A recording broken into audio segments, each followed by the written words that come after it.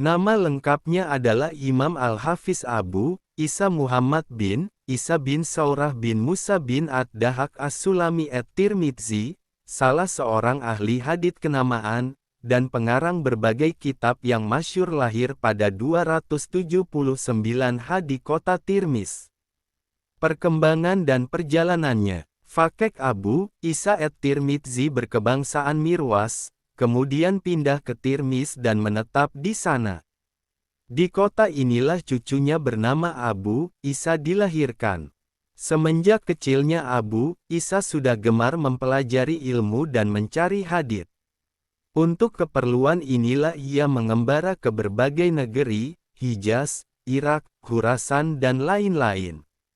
Dalam perlawatannya itu ia banyak mengunjungi ulama-ulama besar dan guru-guru hadits untuk mendengar hadits yang dihafal dan dicatatnya dengan baik di perjalanan atau ketika tiba di suatu tempat.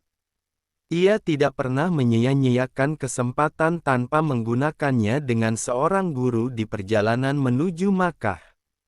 Kisah ini akan diuraikan lebih lanjut. Setelah menjalani perjalanan panjang untuk belajar, mencatat, berdiskusi dan tukar pikiran serta mengarang, ia pada akhir kehidupannya mendapat musibah kebutaan, dan beberapa tahun lamanya ia hidup sebagai tunanetra. Dalam keadaan seperti inilah akhirnya At-Tirmidzi meninggal dunia. Ia wafat di Tirmiz pada malam Senin 13 Rajab tahun 279 H dalam usia 70 tahun. Guru-gurunya, ia belajar dan meriwayatkan hadits dari ulama-ulama kenamaan. Di antaranya adalah Imam Bukhari, kepadanya ia mempelajari hadits dan fiqh. Juga ia belajar kepada Imam Muslim dan Abu Dawud. Bahkan Tirmidzi belajar pula hadits dari sebagian guru mereka. Guru lainnya ialah Qutaibah bin Saudi Arabia Ishaq bin Musa, Mahmud bin Gailan, Said bin Abdurrahman, Muhammad bin Bashar, Ali bin Hajar, Ahmad bin Muni, Muhammad bin Al-Musanna dan lain-lain. Murid-muridnya, hadis-hadis dan ilmu-ilmunya dipelajari dan diriwayatkan oleh banyak ulama. Di antaranya ialah Mahlul Ibnul Fadl, Muhammad bin Mahmud, Anbar, Hamad bin Syakir, Aibede bin Muhammad An-Nasfiyun, Al-Haisam bin Kulaib As-Syashi, Ahmad bin Yusuf An-Nasafi, Abul Abbas Muhammad bin Mahbud Al-Mahbubi, yang meriwayatkan kitab Al-Jami daripadanya, dan lain-lain. Kekuatan hafalannya. Abu Isa At-Tirmidzi diakui oleh para ulama keahliannya dalam hadits, kesalehan dan ketakwaannya. Ia terkenal pula sebagai seorang yang dapat dipercaya, amanah dan sangat teliti. Salah satu bukti kekuatan dan cepat hafalannya ialah kisah berikut yang dikemukakan oleh Al-Hafiz Ibnu Hajar dalam Tahzib at-Tahzibnya, dari Ahmad bin Abdullah bin Abu Dawud, yang berkata, "Saya mendengar Abu Isa At-Tirmidzi berkata, pada suatu waktu dalam perjalanan menuju Makkah, dan ketika itu saya telah menulis 2 jilid berisi hadis-hadis yang berasal dari seorang guru. Guru tersebut berpapasan dengan kami. Lalu saya bertanya-tanya mengenai dia. Mereka menjawab bahwa dialah orang yang kumaksudkan itu. Kemudian saya menemuinya. Saya mengira bahwa 2 jilid kitab itu ada padaku. Ternyata yang kubawa bukanlah 2 jilid tersebut, melainkan 2 jilid lain yang mirip dengannya. Ketika saya telah bertemu dengan dia, saya memohon kepadanya untuk mendengar hadits, dan ia mengabulkan permohonan itu. Kemudian ia membacakan hadits yang dihafalnya. Di sela-sela pembacaan itu ia mencuri pandang dan melihat bahwa kertas yang kupegang masih putih bersih tanpa ada tulisan sesuatu apapun. Demi melihat kenyataan ini, ia berkata, "Tidakkah engkau malu kepadaku?" Lalu aku bercerita dan menjelaskan kepadanya bahwa apa yang ia bacakan itu telah kuhafal semuanya. "Coba bacakan," suruhnya. Lalu aku pun membacakan seluruhnya secara beruntun. Ia bertanya lagi, apakah telah engkau hafalkan sebelum datang kepadaku? Tidak, jawabku. Kemudian saya meminta lagi agar dia meriwayatkan hadits yang lain. Ia pun kemudian membacakan 40 buah hadits yang tergolong hadis-hadis yang sulit atau gharib, lalu berkata, coba ulangi apa yang kubacakan tadi. Lalu aku membacakannya dari pertama sampai selesai, dan ia berkomentar, aku belum pernah melihat orang seperti engkau. Pandangan para kritikus hadits terhadapnya. Para ulama besar telah memuji dan menyanjungnya, dan mengakui akan kemuliaan dan keilmuannya. Al-Hafiz Abu Hatim Muhammad ibn Hibban, kritikus hadits, menggolongkan Tirmidzi ke dalam kelompok sikat, atau orang-orang yang dapat dipercayai dan kokoh hafalannya, dan berkata, Tirmidzi adalah salah seorang ulama yang mengumpulkan hadits, menyusun kitab, menghafal hadits dan bermuzakarah berdiskusi dengan para ulama. Abu Ya'la Al-Khalili dalam kitabnya, Ulumul Hadits menerangkan, Muhammad bin Isa at-Tirmidzi adalah seorang penghafal dan ahli hadits yang baik yang telah diakui oleh para ulama. Ia memiliki kitab Sunan dan kitab Al-Jarh wa Ta'dil. Hadits-hadisnya diriwayatkan oleh Abu Mahbub dan banyak ulama lain. Ia terkenal sebagai seorang yang dapat dipercaya, seorang ulama dan imam yang menjadi ikutan dan yang berilmu luas. Kitabnya Al-Jami'us Sahih sebagai bukti atas keagungan derajatnya, keluasan hafalannya, banyak bacaannya dan pengetahuannya tentang hadits yang sangat mendalam. Fiqh Tirmidzi dan ijtihadnya. Imam Tirmidzi, di samping dikenal sebagai ahli dan penghafal hadits yang mengetahui kelemahan-kelemahan dan perawi-perawinya, ia juga dikenal sebagai ahli fiqh yang mewakili wawasan dan pandangan luas.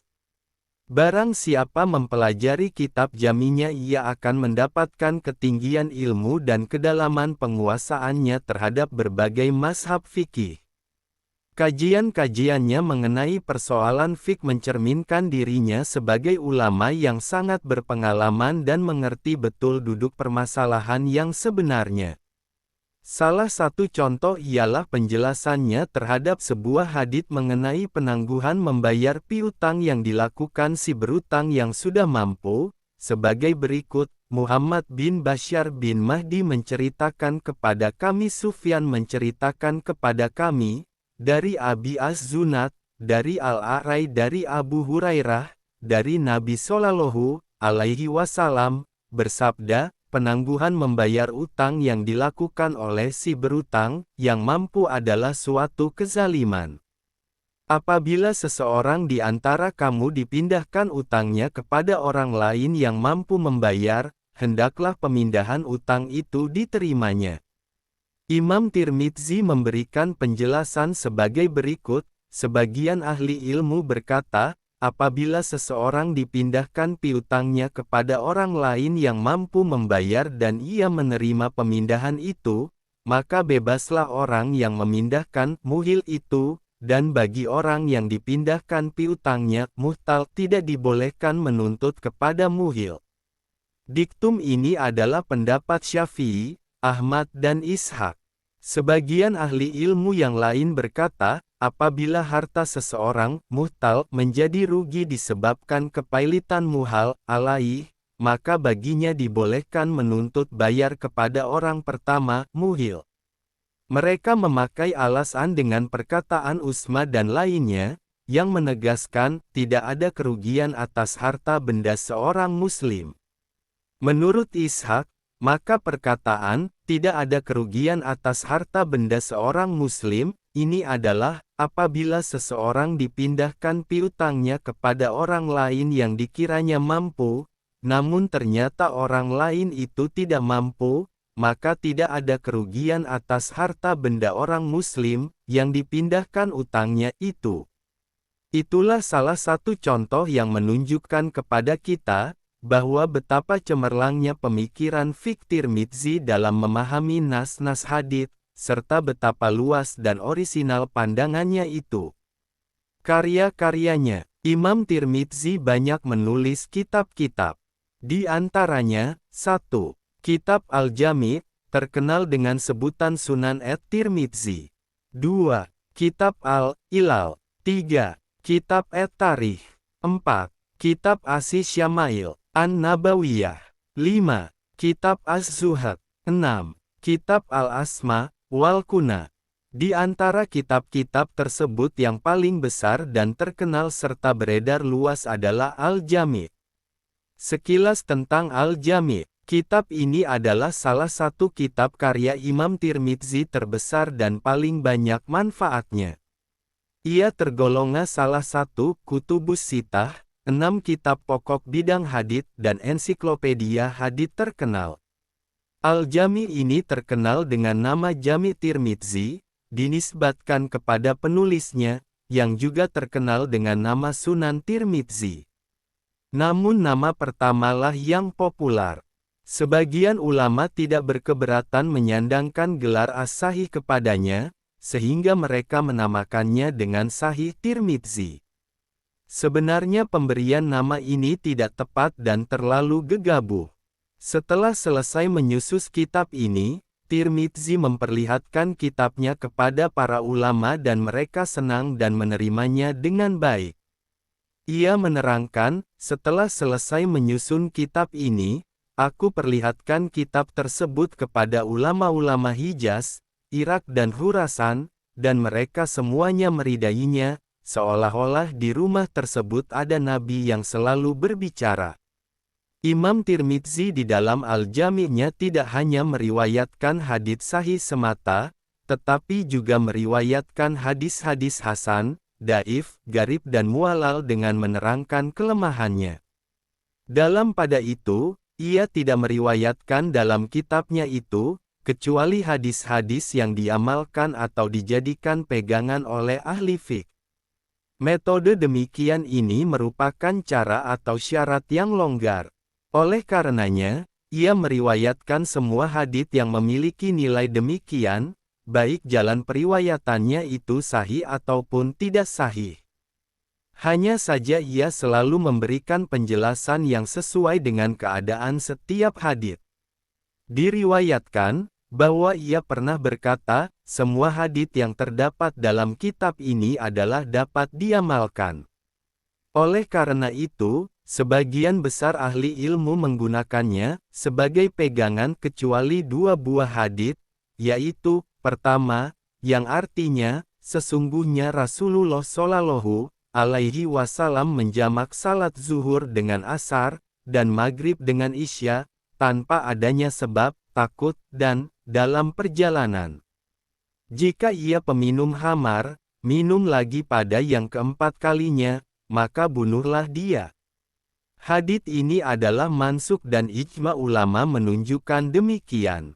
Sedangkan mengenai salat jamak dalam hadits di atas, para ulama berbeda pendapat atau tidak sepakat untuk meninggalkannya. Sebagian besar ulama berpendapat boleh jawaz hukumnya melakukan salat jamak di rumah selama tidak dijadikan kebiasaan. Pendapat ini adalah pendapat Ibnu Sirin dan Asy'ab serta sebagian besar ahli fiqh dan ahli hadits juga Ibnu Munzir. Hadis-hadis dhaif dan munkar yang terdapat dalam kitab ini, pada umumnya hanya menyangkut fadail al-a'mal, anjuran melakukan perbuatan-perbuatan kebajikan. Hal itu dapat dimengerti karena persyaratan-persyaratan bagi meriwayatkan dan mengamalkan hadits semacam ini lebih longgar dibandingkan dengan persyaratan bagi hadis-hadis tentang halal dan haram. Wallahu a'lam bishawab.